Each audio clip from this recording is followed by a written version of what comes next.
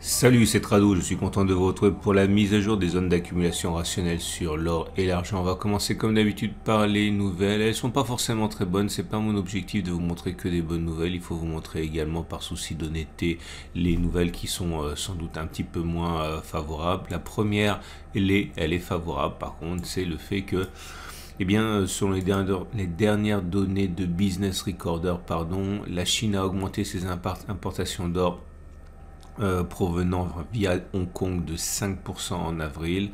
Bon, c'est pas global hein, comme sentiment, hein, puisque la Chine importe aussi depuis Shanghai, depuis Beijing. Mais en tout cas, les chiffres de Hong Kong montrent 5% de hausse. Deuxième chose, et pour le coup, ça peut davantage jeter un trouble, hein, c'est TD Ameritrade. Alors, il faut savoir que c'est quand même pas la plus anti-gold hein, qui soit, bien au contraire, elle est plutôt favorable dans ses perspectives de moyen terme et de long terme. Néanmoins, elle dit qu'à court terme, l'or pourrait descendre encore, descendre jusqu'à 1900, notamment si la Banque centrale américaine ne met pas fin clairement à sa séquence de hausse de taux, hein, puisqu'on sait que les résultats macroéconomiques sont pas trop mauvais et qu'on se demande si une augmentation des taux n'est pas encore prévu. Et ça, ce sont le genre de choses, hein, c'est le genre de choses qui pourrait amener l'or à 1900 dollars. Et dernier élément que j'ai trouvé pour vous, c'est tout simplement c'est le positionnement des traders professionnels, hein, c'est les cotes, les COT, Commitment of Traders, et on voit que sur ces dernières semaines, eh bien, la position spéculative à la hausse recule. Autrement dit, nous avons une situation où beaucoup de traders ont pris leur profit sur des objectifs techniques qui ont été touchés, notamment les 2000 dollars. Et à partir de là, on assiste à une baisse des positions acheteuses. Alors attention, c'est comme une voiture qui ralentit. C'est pas une voiture qui recule, hein. Ça veut dire que on avance moins vite, si vous me passez l'expression, pour la voiture. Donc ça veut dire que les positions globalement sont acheteuses, mais il y a une réduction des positions nettes acheteuses. Un petit peu comme une voiture qui donc décélère, mais qui avance toujours, qui ne recule pas. Donc voilà. Ça va dans le sens de beaucoup de choses que l'on peut voir sur les graphes.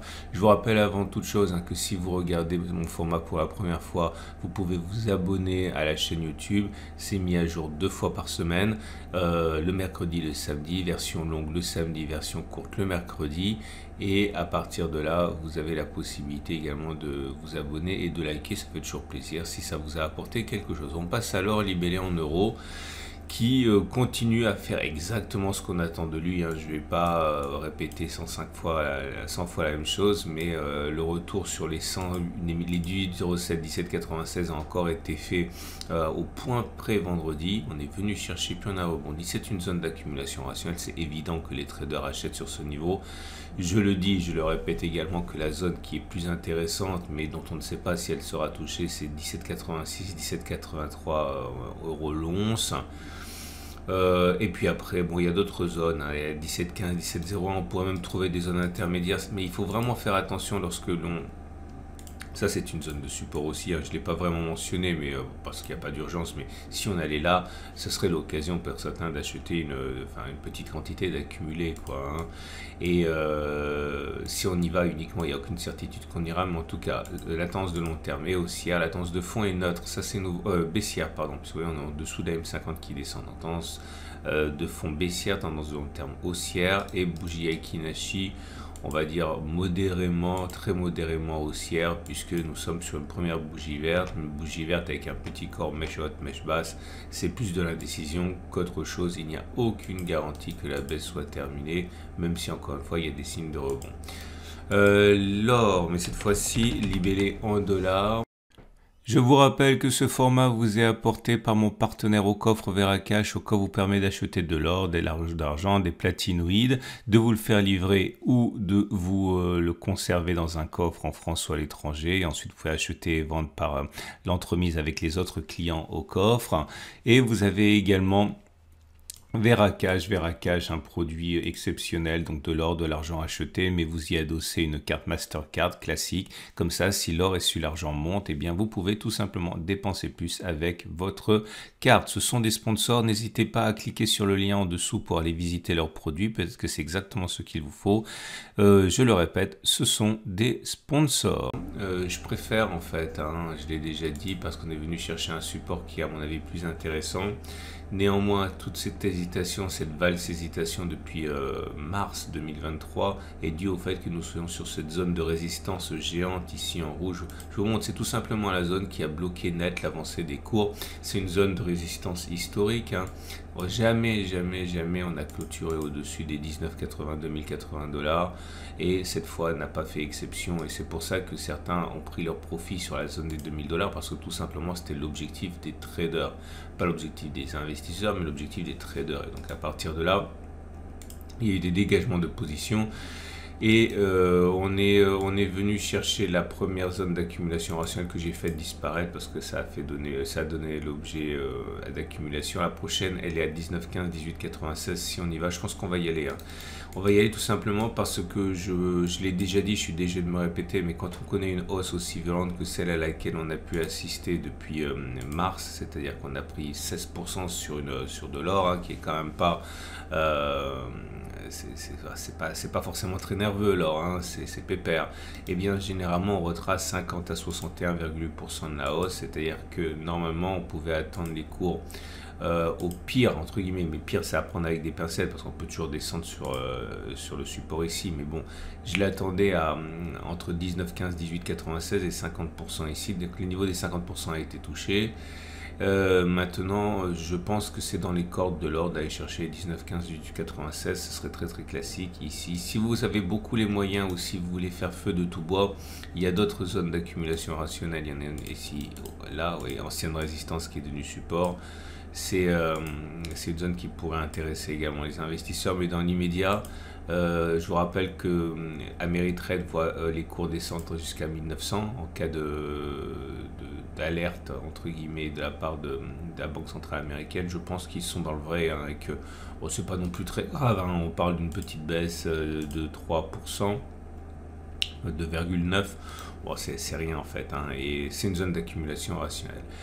On va passer à l'argent pour terminer, et l'argent est dans une configuration où la baisse a été violente, mais à la mesure de la hausse à laquelle on a assisté. Regardez ça, 26% depuis début mars, ça se corrige, et ça se corrige avec 50 à 61,8% de retracement. Selon Fibonacci, ça nous amènerait, voilà, 50% on les a fait il y a 3 séances, c'est parfait. Moi je verrais bien un retour des 61,8 ici à 20,7.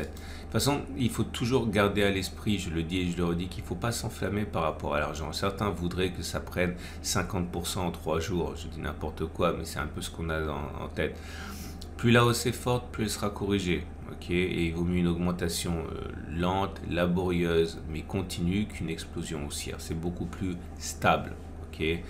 Et c'est comme un gratte-ciel, voilà, il faut prendre le temps de le faire monter étage après étage, sereinement, de manière sécurisée plutôt qu'accumuler des bouts de bois, des poutres et du sable, ce qui ne manquera pas de s'effondrer. Donc voilà, c'est bien, 21,9, 21,1, on est sur zone d'accumulation rationnelle. Pour cette zone d'accumulation rationnelle, ici, j'ai dit 20,7. Alors on me sollicite souvent sur le fait que les prix que je donne, on ne les trouve pas dans le réel. Bah oui, tout à fait, je ne vais pas vous dire le contraire, ça montre bien le décalage, le hiatus qu'il y a entre le physique et le réel. Si vous voulez toucher l'or et l'argent, entre guillemets, au prix que je vous indique, il faut passer par de l'or papier, il n'y a pas de miracle. Sauf que l'or papier, c'est peut-être pas l'or pour lequel vous investissez dans les métaux précieux, c'est-à-dire que moi j'ai de l'or papier, c'est pas la question, mais c'est en tant que trader, c'est-à-dire en tant que spéculateur de court terme. Si je veux acheter de l'or, de l'argent pour une sécurité anti-chaos, pour me protéger d'un scénario fatal, pour diversifier et donner à mes enfants, j'achète pas en or papier, c'est du papier justement, et ça ne vaut que tant que l'émetteur joue le jeu. Alors on pourra dire effectivement que c'est garanti, etc. et que certains sont adossés à du vrai or, à de l'argent, c'est totalement vrai. Mais encore une fois, si on se met dans un scénario de chaos total, l'or et l'argent, pour moi, c'est du physique, c'est chez au coffre, surtout pas à la maison. Et à partir de là, on sait dans quoi on a investi. Donc, vous n'avez pas de miracle, ok? Si vous voulez toucher les prix que je mentionne, c'est de l'or papier. Si vous voulez de l'or physique, eh bien, il y a un décalage. Quand ça baisse moins. Donc, vous ne toucherez pas l'or au prix auquel on peut toucher l'or papier lorsque ça baisse. Et quand ça monte, généralement, ça monte plus ou moins d'ailleurs, hein, ça dépend de la prime. En tout cas, il y a un décalage. Et en tout cas, également, vous ne pourrez jamais toucher, à moins d'avoir énormément de chance, de l'or physique et de l'argent physique au prix que je mentionne. C'est pas possible parce que tout simplement, les vrais détenteurs d'or et d'argent ne veulent pas s'en dessaisir à ce prix-là. C'est un indicateur de ce que fait l'or physique et l'or papier, mais c'est sûrement pas une corrélation fixe. Voilà, désolé pour cette petite digression. Et pour l'argent libellé en dollars, c'est la même chose. La baisse est corrélée à la hausse énorme qu'on a eu, 31% en quelques semaines, c'est beaucoup trop, 31,3, et donc il faut chercher les 50 à 61,8% pour faire bien les choses. On a touché les 50, on est sur zone d'accumulation encore, prochaine zone d'accumulation rationnelle que je voudrais voir toucher, 23, 21,5, et tout se passera de la manière la plus classique qui soit. Pour l'or en euros comme pour l'or en dollars, tendance de long terme haussière. Par contre, ce n'est pas le cas de la tendance de fond puisqu'on est en dessous de la F50. Voilà, je vous souhaite une excellente journée. Je vous invite à découvrir les articles que j'ai mentionnés sur mon site. D'ailleurs, sur mon site, vous trouverez un lien pour ouvrir un compte et acheter de l'or avec une prime réduite chez mon partenaire au coffre. Vous le trouverez ici. C'est la bannière. Et vous avez la possibilité, je l'ai déjà dit, hein, de vous abonner à mon format si vous ne voulez pas louper les mises à jour, notamment la prochaine qui a lieu samedi. Excellente journée et à samedi pour la mise à jour.